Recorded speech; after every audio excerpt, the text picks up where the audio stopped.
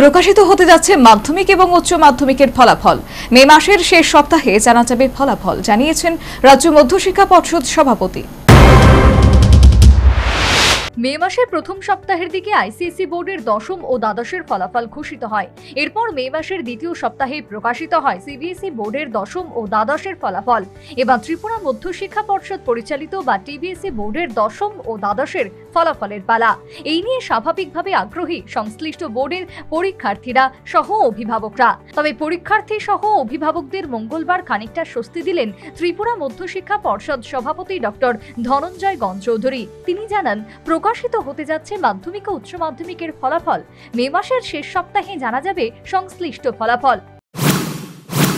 2024-এর মাধ্যমিক আর উচ্চ মাধ্যমিকের ফল আমরা খুবই চেষ্টা করছি এখন তাড়াতাড়ি করার জন্য। তবে এই মাসের মধ্যেই আউট হয়ে যাবে, এই মাসের শেষ সপ্তাহে।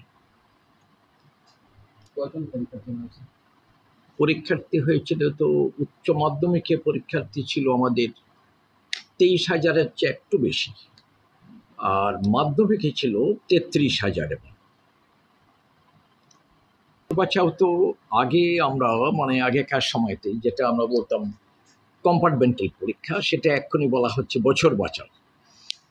তো একবার পরীক্ষা ফেল করলো, ইয়ারটা যেন আবার জীবন থেকে চলে না যায়, আর একটা পরীক্ষা দিয়ে যেন এই বছরটা বাঁচানো যায়। সেটা এই পরীক্ষার যখন ফল বেরিয়ে যাবে, তারপর কার ফল কেমন হয়, কে পাশ করে কে ফেল করে, সে অবস্থা অনুযায়ী যারা আমাদের বোর্ড পরবর্তী সময়তে আমরা পরিষ্কার এটা নোটিফিকেশন। প্রসঙ্গক্রমে তিনি জানিয়েছেন, এবছর মাধ্যমিক পরীক্ষার্থীদের উত্তরপত্র মূল্যায়নের জন্য রাজধানীতে 4টি সেন্টার খোলা হয়েছিল। অপরদিকে উচ্চ মাধ্যমিক পরীক্ষার্থীদের উত্তরপত্র মূল্যায়নের জন্য খোলা হয়েছিল 2টি সেন্টার। খাতা দেখা শেষ হয়ে গেছে। খাতা দেখা এই মাসের খাতা দেখার জন্য আমাদের এখানে শহরে আগরতলায় মাধ্যমিকের 4টে সেন্টারে খাতা দেখা হয়েছিল, আর দ্বাদশের জন্যে 2টো সেন্টারে দেখা হয়েছিল। সেটা এই মাসের 9 তারিখ 9 তারিখেতে খাতা দেখা শেষ হয়ে গেছে। 10 তারিখে সব জায়গা থেকে আমাদের খাতাপত্র উত্তরপত্রগুলো সব সংগ্রহ করে বোর্ডে অফিসে নিয়ে এলাম।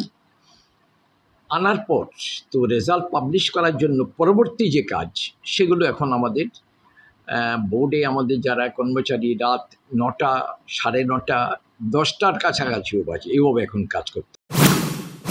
উল্লেখ্য, ত্রিপুরা মধ্যশিক্ষা পর্ষদ পরিচালিত যে সমস্ত স্কুল রয়েছে বা ছিল, সেই সমস্ত স্কুল থেকে বাছাই করে 125টি স্কুল বিদ্যাজ্যোতি প্রকল্পের অন্তর্ভুক্ত করা হয়েছিল এবং সিবিএসই বোর্ডের তত্ত্বাবধানে বিদ্যাজ্যোতি স্কুলের দশম ও দ্বাদশের ছাত্রছাত্রীরা পরীক্ষায় বসেছিল।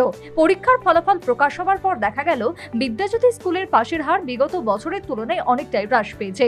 মোটের উপর শোচনীয় ফলাফল, আর এই নিয়ে ছাত্রছাত্রী থেকে শুরু করে অভিভাবক মহলে উৎকণ্ঠা ছড়িয়ে পড়েছে। তবে মুখ্যমন্ত্রী ডক্টর মানিক সাহা কেন এই ধরনের শোচনীয় ফলাফল হলো তা নিয়ে পর্যালোচনা বৈঠকের আহ্বান করেছেন। অদূর ভবিষ্যতে নিশ্চিন্তভাবে রাজ্যবাসী এই পর্যালোচনা বৈঠকের নির্যাস এবং আগামী দিনে বিদ্যাজ্যোতি স্কুলের ফলাফল যাতে নির্দিষ্ট মানে পৌঁছানো যায়, তা নিয়ে কি কি পদক্ষেপ গ্রহণ করা হয়েছে তা জানতে পারবে। Bureau report, news vanguard.